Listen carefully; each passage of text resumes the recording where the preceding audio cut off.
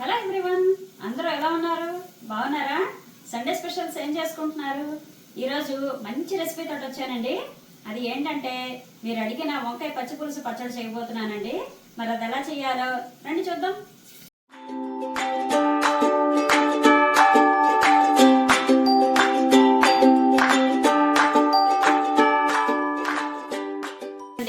నేను ఈ సైజు వంకాయలు 2 తీసుకున్నాను పచ్చడి కోసం. ఒకవేళ మీకు మార్కెట్లో కనుక పెద్ద వంకాయలు దొరికితే కనుక నల్ల వంకాయలు పెద్దవి దొరుకుతాయి కదా, దాంతోనైనా సరే చేసుకోవచ్చు. నేనైతే ఇవి దొరికాయి కాబట్టి నేను దీంతో చేసుకుంటున్నాను. నేను 2 వంకాయలు తీసుకున్నాను. అలాగే ఒక పెద్ద నిమ్మకాయ సైజు అంతా చింతపండు తీసుకున్నాను. దీన్ని ఇప్పుడు మనం నానబెట్టేసుకుందాం.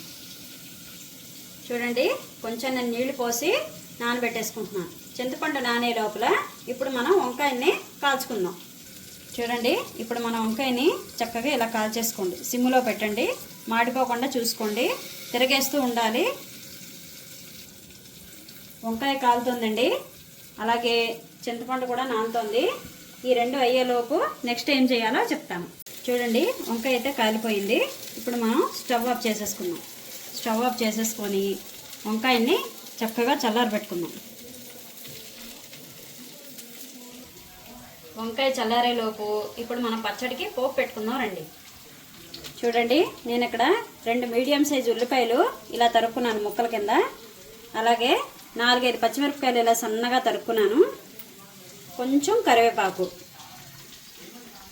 చూడండి, ఇప్పుడు నేను పొయ్యి మీద బాండీ పెట్టేసుకున్నాను.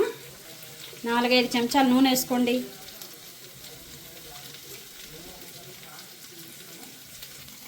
ఆయిల్ అయితే హీట్ ఎక్కిందండి.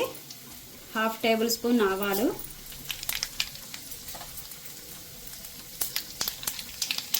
1/2 టేబుల్ స్పూన్ మినపప్పు,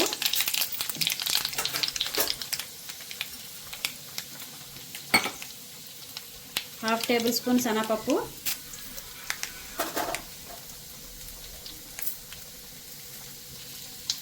అలాగే కొంచెం జీలకర్ర,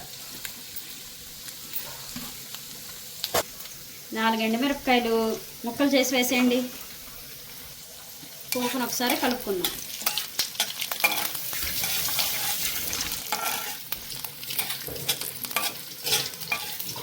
పోపు వేగిందండి. ఇప్పుడు మనం ఉల్లిపాయ ముక్కలు వేసేసుకుందాం.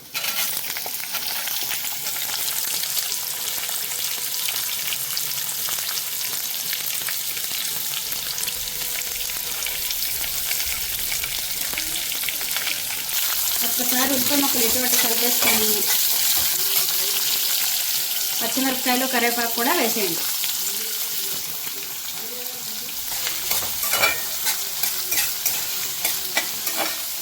ఇప్పుడు ఉల్లిపాయ ముక్కలు అది వేగేలోపు మనం వంకాయల్ని ఉంచుకుందాం.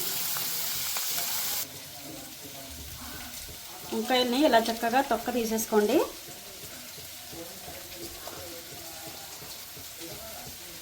చూడండి, వంకాయ తొక్క తీసేసి ఒక గిన్నెలో వేసేసుకున్నాను. ఇప్పుడు మనం దీన్ని మెత్తగా పిసికేద్దాం. మిక్సీ ఏమీ అడక్కలేదండి దీనికి.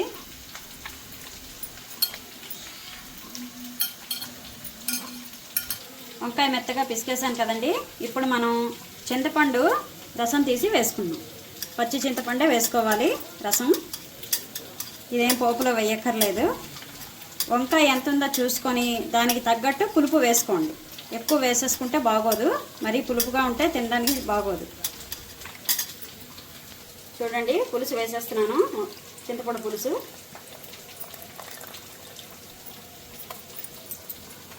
పులుసు వేసాక ఒకసారి కలిపేసుకోండి అటు ఇటు. ఇప్పుడు మనం ఉల్లిపాయలు వేగలేదో చూద్దాం. చూడండి, ఉల్లిపాయ ముక్కలు వేగిపోయి మరీ వేగక్కర్లేదు, ఈ మాత్రం వేగితే సరిపోతుంది. ఇప్పుడు మనం పచ్చళ్ళలో వేసేసుకుందాం. ఇది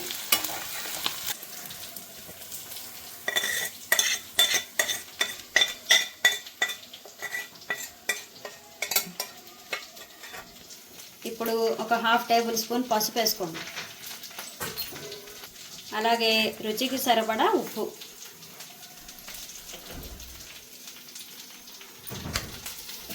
ఇప్పుడు చక్కగా కలిపేసుకోండి.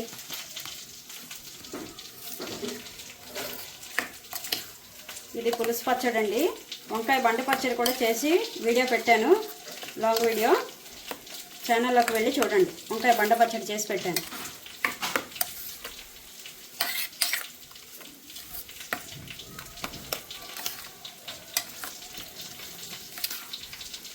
అంతేనండి, మీరు అడిగిన వంకాయ పులుసు పచ్చడి తయారైపోయింది.